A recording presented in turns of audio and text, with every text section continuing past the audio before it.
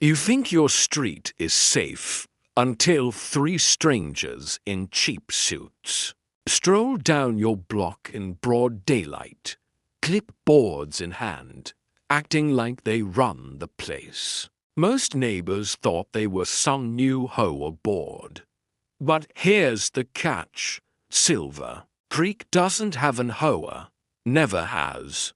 That's why when I saw the first fine letter, I knew something was off. I'm Gavin Mercer, retired Navy SEAL, widower, raising my 12-year-old daughter Emma in a quiet suburb outside Portland.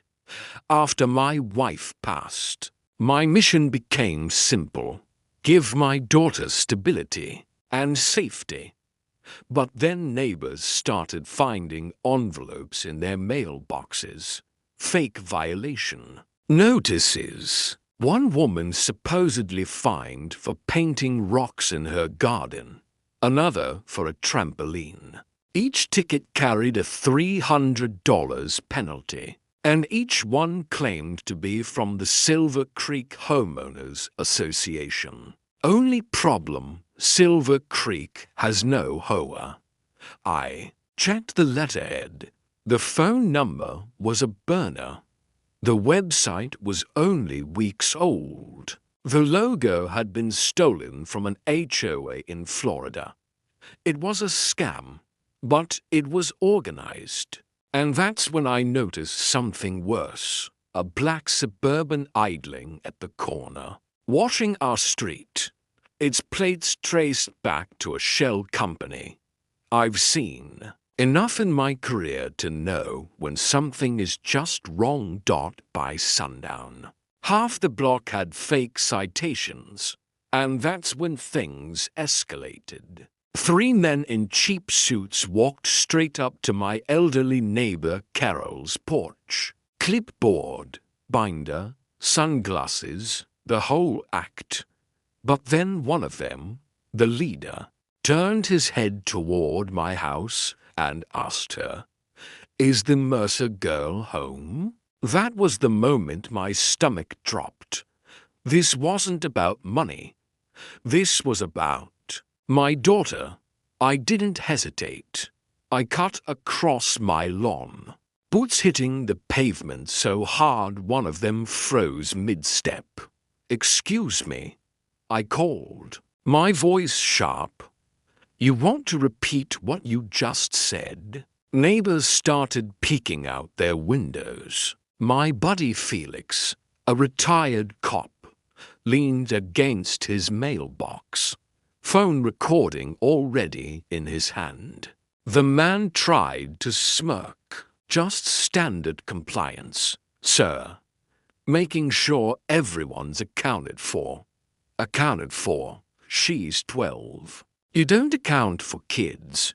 The tallest one shifted his weight, stepping down from the porch like he was trying to flank me. His hand twitched near his jacket pocket. They weren't HOA volunteers.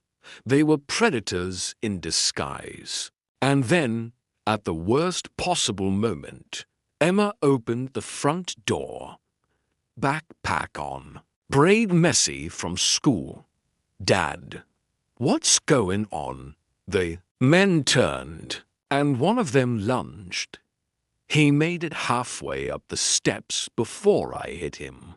My shoulder slammed into his ribs so hard he flew into the grass. The leader grabbed for Emma's wrist, but I twisted his arm and drove my boot into his knee.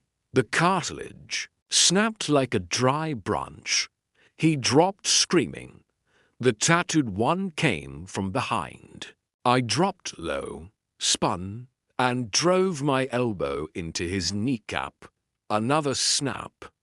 He went down, howling. Three men, three broken legs, all crawling now, groaning on the pavement. My daughter froze on the porch, terrified. I looked her in the eyes and told her firmly, "You're safe. They're not touching you by now." Half the neighborhood was outside with phones recording. Landscapers cut their engines. Parents grabbed their kids. Everyone saw exactly what went down. The men tried to stumble away, muttering about official business. Their fake binders and plastic badges were scattered across the lawn. Nobody was buying it. Sirens wailed in the distance. When the cops pulled up, it didn't take long. The officers saw 3 crawling men in suits, fake badges, neighbors pointing, and cell phones recording everything. The lead officer ripped a badge from one guy's chest and held it up. Plastic. Fake. You're done.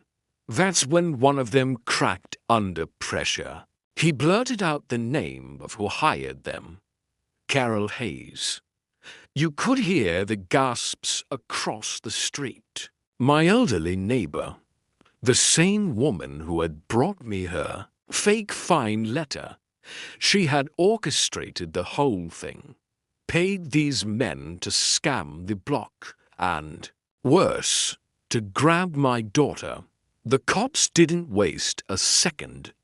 Radios went off. Units headed to her house, right there on the sidewalk. They confirmed she'd face charges: conspiracy, impersonation, and attempted kidnapping. As for the 3 enforcers, they were stuffed into squad cars, legs shattered, whining and crying. Whatever tough act they thought they had was gone. When it was all over, my daughter wrapped her arms around me, still shaking. I told her the only thing that mattered: you're safe. Nobody's ever taking you away from me. Neighbors clapped me on the back, thanking me for protecting not just Emma, but every kid on that street. Phones kept rolling. Everyone had the same story. Predators pretending to be an HOA got taught a lesson they'll never forget. And as the last cruiser pulled away, I realized something. HOA scams are everywhere in this country. But what happened here wasn't about fines or property lines. It was about predators hiding in plain sight. They thought they picked the right neighborhood. They thought they found an easy target. But what they didn't know was that this neighborhood has me. And some dads don't just call 911. Some dads make sure you crawl away.